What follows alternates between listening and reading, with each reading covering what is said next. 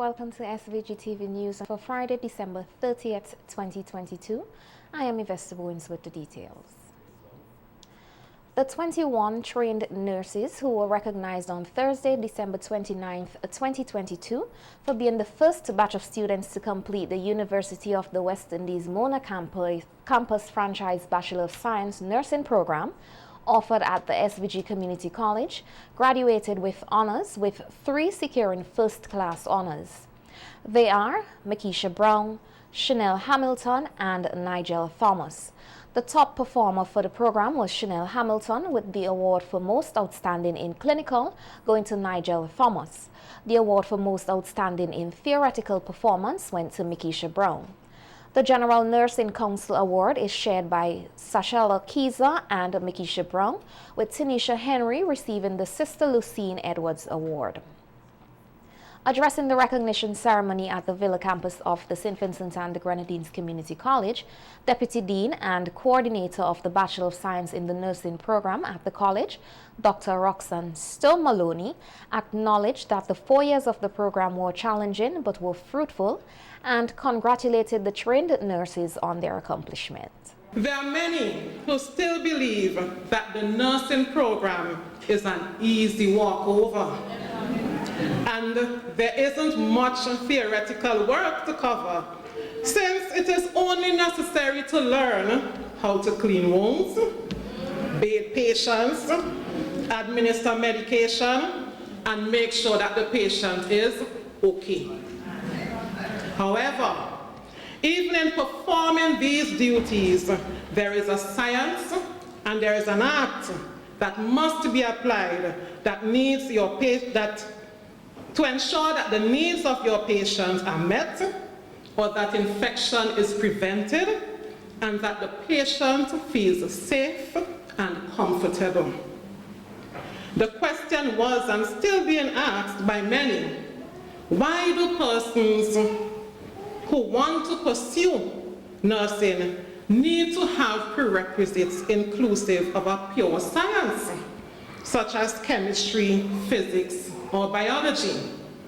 Why do they need to have mathematics, English language, and 2 other accepted subjects with only 2 grade 2s in the mix? Or why do nurses need to even have a degree just to do nursing? Who would have thought that nurses needed to pursue courses such as biochemistry, microbiology, pharmacology, statistics, pathophysiology, sociology, critical reading and writing, psychology, epidemiology, research, law, governance, economy, and society in the Caribbean, and so much more. A combination of theoretical and clinical courses making up a total of approximately 45 courses in 4 years. Dr. Stowe-Maloney said nursing is a science and art, and nurses are considered the backbone of the healthcare system. She said as nurses, they have multiple roles, and every day their roles are expanding with the emergence of new diseases or conditions, and encouraged the 21 new graduates of the BSc in nursing to perform these roles and do them well. With the expanded roles, we have new areas of specialties in nursing, such as telenursing, attorney, nurse analyst, disaster or bioterrorism nurse, travel nursing, and so much more.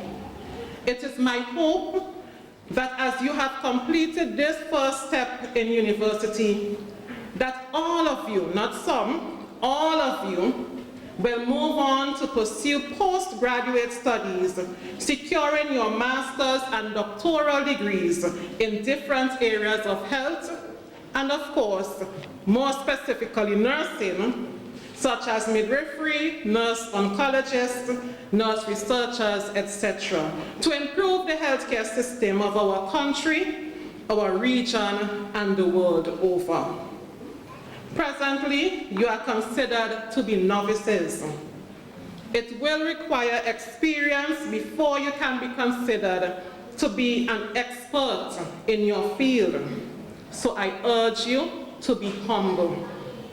Listen to the good advice of your colleagues and your supervisors.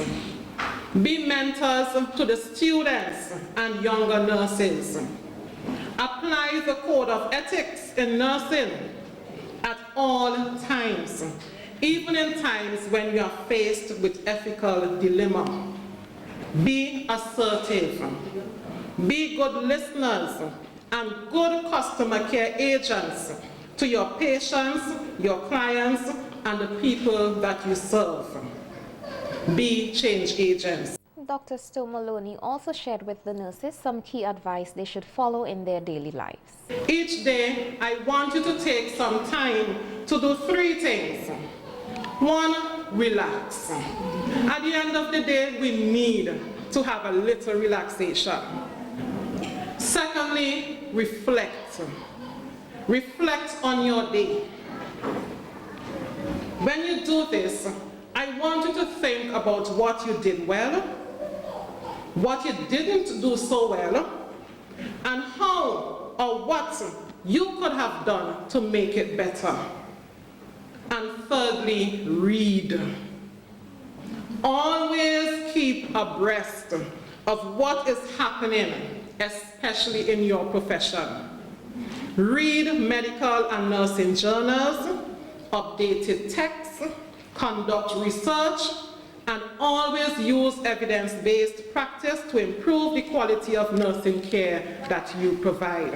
Delivering the student remarks, Valedictorian Chanel Hamilton says as they reflect on their 4-year journey to receiving their bachelor's degree in nursing, she draws reference to Nelson Mandela's famous quote that the most effective tool for changing the world is education. We have been through a lot. I mean, what haven't we gone through? We've been through a pandemic and a volcanic eruption, which completely shifted our program, and back-to-back assignments where instructions were sent today for tomorrow. And we cannot forget the race against time to finish our rotations. Sometimes it felt that the hours of our rotations outweighed the number of hours in a day.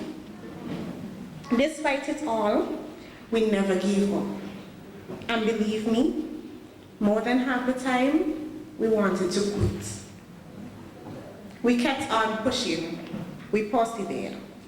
There were many times when we got the short end of the stick. Almost all the time, the odds were stacked against us.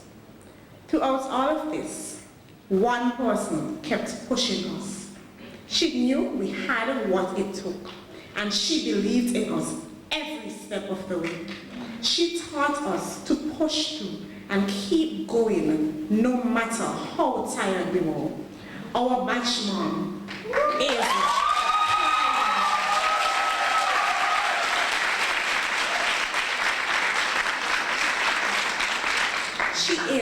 a prime example of steadfast perseverance. I am truly honored and proud to stand here 4 years later and say, we've done it. We've made history again. St. Vincent and the Grenadines is vying for the leadership of the Community of States of Latin America and the Caribbean. Prime Minister Dr. Gonsalves made the announcement on radio on Wednesday.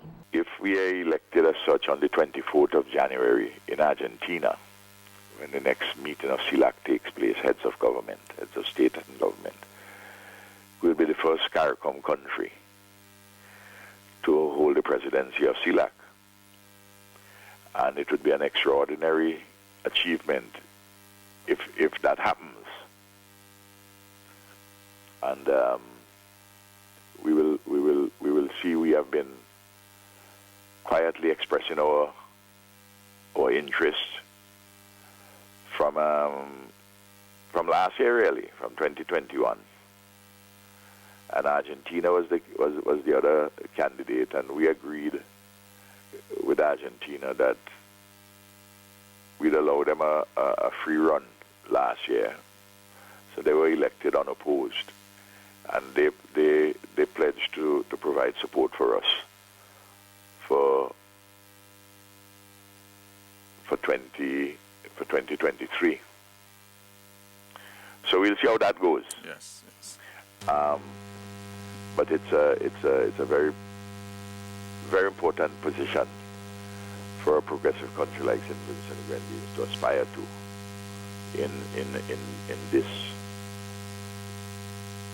in a period with all the challenges which we're having in the world there. Currently, Argentina is in charge of the 33-member group, which includes various nations in Central and South America, as well as the CARICOM nations, Cuba, and the Dominican Republic. A new boat service between St. Lucia and St. Vincent is expected to begin during the second week of January 2023. This is according to Caribbean Travel Movement, which in a news release stated that it is happy to announce the much-awaited new and cheaper ferry service in a new statement. The company stated that a new weekly boat service to the islands is anticipated to begin in the second week of January. According to the company, the new ferry service between the islands is very essential as it will provide a much-needed transit link between the two islands. It said visitors will now be able to go back and forth without having to deal with the inconvenience of changing planes or having to spend more than $1,000 because their introductory price is only $450 EC dollars for a return ticket, and CARICOM children under the age of 12 travel for free. The company says the boat is very big and can carry 250 passengers in addition to freight and cars. The company looks forward to the start of the ferry service between the two islands, which is just one more step toward regional integration, as it anticipates hosting visiting sports clubs, young entrepreneurs, and regular international stayover tourists visiting either island. The Royal St. Vincent and the Grenadines Police Force has issued a wanted person bulletin for Jomo Ronaldo Thug Little of Redemption Sharps. The police say they are carrying out investigations into a report of burglary where the subject is a person of interest. According to the police, Little is considered to be armed and dangerous and he is not to be approached.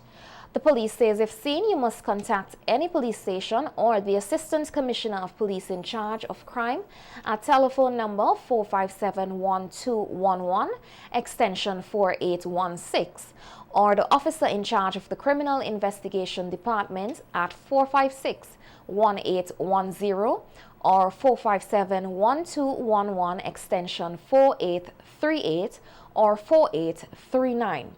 The police says calls will be treated confidentially. While there is a greater proliferation of churches now than at any time in our history, they seemingly have less influence and have to be self-critical in assessing their own role in the community. This is according to Prime Minister Dr. Ralph Gonsalves, who was speaking on NBC Radio's face-to-face program on Wednesday, in which he called for a greater level of togetherness to uplift the nation and for sustained development. And inside of churches is a lot of bacchanal you have, and between churches you have rivalries. Of course, not rivalries in the sense of religious wars, as happened in the old days in Europe and in other parts of the world. But there's a lot of animosity between different preachers, sometimes inside of the same church. Well, how you could have that? The thing of fall down. And then, of course, while there are overwhelmingly very good, solid pastors, preachers, priests, and so too churches, but Johnny P., there are some persons who go to the pulpit. It's like they're courting cheap popularity and trying to turn the church into a place of entertainment. Sometimes I go to a church and I hear a pastor or somebody who is leading say, make some noise. Well, I hear the places of entertainment, the soca artists say that. Of course, in the church, they say, make some noise, and then the next part of it is for the Lord. They add it for the Lord. But a lot of people don't hear. So the church, some churches, or some pastors in some churches, they think that the church, the pulpit is a locale for generating entertainment. rather than spiritual upliftment. PM Gonsalves says the good thing about many of the newer religions is that they emphasize the celebration of Christ, but they have to ensure that the celebration is spiritual. In terms of leadership in local organizations or community groups, the Prime Minister says more young people need to come forward to take up leadership positions in their community and bring things together. Pleased to see the Bank of St. Vincent and the Grenadines. I don't know if you've seen their calendar. Yes, I saw one. I called Terry Williams, the Chief Executive Officer, and big them up, because it is a wonderful thing, and just for the purpose of persons who haven't seen it, it's called Next Gen 2023, the promise of a brighter tomorrow. Youthful 2023 visionaries, and they have these 12 individuals, one for each month, and each of these young people have each has his or her own ambition as to how they see themselves on the path to grow. Now, these 12 persons and others, they don't know.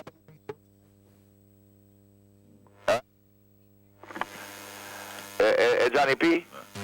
True. And there are thousands of, and we have to celebrate them, and we have to encourage them in the families and in the communities, and they themselves, in the pursuit of what they're doing, must not just consider that what they can do is only by themselves as individuals. They have to do it in connection with other people. Right. Huh? Right, of course. They have to be social individuals, and I'm sure that one of the reasons they're successful is because that is what they're doing. Pastor of the Hilltop Tabernacle, Elroy Martin, is urging Vincentians to settle their differences and come together as one in love and harmony for the upcoming new year. Speaking with SVG TV, pastor of the Hilltop Tabernacle Church, Elroy Martin reflected on some of the challenges that has been facing the country, especially the criminal activities and mental issues. News and to the different, social media outlets, and viewing what is happening, you hear of the different murders and people losing their lives. And for me, as a Vincentian, it's sad to hear that happening so frequently. And one of the things I want to encourage folks to do is to find a way to settle their differences in a more amicable way. Also, if we have value and respect for each other, property, personhood, then it's going to go a long way in ensuring that some of the issues that we have, they're not going to escalate into violence, ending up into the death of another human being. And so I'm just encouraging each other to, all of us, to value one another, and be that shoulder that somebody else need. Apart from that, we've also seen a lot of persons who are struggling mentally and emotionally, and I'm saying, we need to have that community spirit be revived among us, and so that we could be a shoulder to lean on for each other. Pastor Martin said that the church has always done its best in promoting good behavioral values, and as the country goes through its challenges, including crime, they will continue to pray for peace. Our government, we pray for each other, and we continue to support the initiatives. We are always there on the highways and byways declaring the good news of the gospel of Jesus Christ, where people can surrender their hearts to Him and submit their lives to Him and see positive changes. So I think we've been doing quite a lot. It's just that sometimes folks are not listening and not responding as we would want them to, and I think we would continue. I know a number of churches as well are into the whole aspect of being, socially involved in. And after we would have had the volcanic eruption and COVID-19, we see a number of our churches engaged in helping folks to rebuild their homes and ensure groceries and help folks in terms of, getting children back to school and helping with those kind of supplies. So a lot has been happening. Maybe it's not been touted to and far, but a lot is been happening from the church standpoint. And we continue to encourage people to allow God that important space in their life and in their heart. Pastor Martin is encouraging Vincentians to spend the Old Year's Night in church and to continue to make the church their next home. Old Year's Night or New Year's Eve, as it's now commonly called, we at Hilltop Tabernacle, we begin our service at 10 p.m. and we basically going to be gathering in a way of saying thanks to God, with our hearts being filled with gratitude for taking us through 2022 and the many challenges. As I said earlier, a lot of us don't look like what we've been through, and so we want to give God thanks and give Him praise for His mercies and for His blessings and for the strength to endure another year and anticipate another year. Even though there may be challenges, there may be circumstances, we're going to still continue to trust God and believe on Him to see us through. So we start at 10 o'clock, and not 10:30, but 10 p.m. And we're going to be focusing on a new beginning. That's the story of the Jabez, an individual in the scripture that is found in 1 Chronicles chapter 4, verses 9 and 10, where life seemed to be, not as he expected, and he realized change could happen. God could make a difference, and so he went to God and he asked God to bring change to his life. And so that's what we are encouraging the nation to do. Ask God for change, and God will bring that change. Our news team spoke to a number of persons yesterday following the recognition ceremony for the 21 nurses at the Villa campus of the St. Vincent and the Grenadines Community College. They say 2022 was a challenging year, but they are happy they made it through. It was good for me, because under the circumstances, I survived. Don't forget when the corona, let's suffer before. But 22 was successful for me in my business. I into art and welding, and I do a bit of refrigeration. And with God's help, I make it. 2022 has been one of those years. It's just as being one of those years, right? Trials, tribulations, ups, downs, left, right. It's been one of those years that put you to the test to make you find out who exactly you are as a person, as an individual, as a human being. It was up and down. It was alright. Sometimes good, sometimes bad, I can say. 2020 was, despite a challenging year, it was good. We recovered somewhat from the pandemic and the eruption, so the volcanic eruption, of course. For the new year, those who our news team spoke with say they are looking forward to a more peaceful and prosperous 2023. Personally, I'm looking forward to a more productive 2023. I am hoping that the things I didn't get to accomplish for whatever reason, I get to do so, not just in 2023, but in the years to come. So let's just pray for a better tomorrow, so to speak. Well, I'm looking forward for something more exciting and more prosperous and more better. I'm looking forward to see mobilization come together. It's just not me. We need to live more loving with each other. And we have to try to be our brother's keeper. For me, I like to be friendly, and I like to see things happening in that atmosphere. So it's just not me, it's all about my community in which I live and the wider community in my country.